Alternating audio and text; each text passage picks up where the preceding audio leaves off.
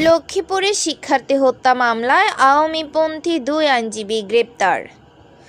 লক্ষ্মীপুর জেলা আওয়ামী লীগের সাবেক সাংগঠনিক সম্পাদক অ্যাডভোকেট নুরুল হুদা পাটোয়ারি ও পৌর আওয়ামী লীগের সাধারণ সম্পাদক এবং সাবেক পিপি অ্যাডভোকেট জহিরুদ্দিন বাবরকে গ্রেপ্তার করা হয়েছে। সোমবার 3রা ফেব্রুয়ারি দুপুরে তাদেরকে আদালতে সোপর্দ করে পুলিশ। এর আগে সকালে জেলা শহরের পৃথক স্থান থেকে তাদের গ্রেপ্তার করা হয়। তাদেরকে গত 4 আগস্ট বৈষম্য বিরোধী ছাত্র আন্দোলনে ছাত্র হত্যা মামলায় গ্রেপ্তার দেখানো হয়েছে বলে জানিয়েছে পুলিশ।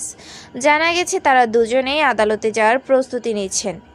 এমন সময়ে তাদের পুলিশ গ্রেপ্তার করে। আইনজীবী নুরুল হুদা পাটোয়ারিকে তার বাসার সামনে থেকে এবং বাবরকে আদালতে যাওয়ার পথে গ্রেপ্তার করা হয়। এই 2 আইনজীবী আওয়ামী লীগের রাজনীতির পাশাপাশি জেলা জজ আদালতে আইন পেশায় নিয়োজিত ছিলেন।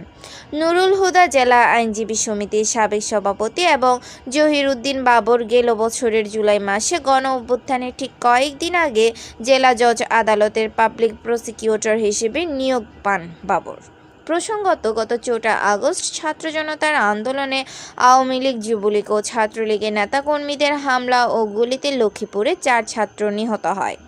এদিকে এই 2 আইনজীবী গ্রেপ্তার হওয়ায় আওয়ামীপন্থী অন্য আইনজীবীদের মধ্যেও গ্রেপ্তার আতঙ্ক ছড়িয়ে পড়ে। লক্ষ্মীপুর সদর মডেল থানার ভারপ্রাপ্ত কর্মকর্তা ওসি আবদুল্লাহ মোনাফ বলেন, 2 আইনজীবীকে গ্রেপ্তার করা হয়েছে। তাদেরকে গত 4 আগস্ট ছাত্র জনতা হত্যা মামলায় গ্রেপ্তার দেখিয়ে আদালতে সোপর্দ করা হয়েছে। সোহেল হোসেন, ডাক বাংলা টিভি, লক্ষ্মীপুর।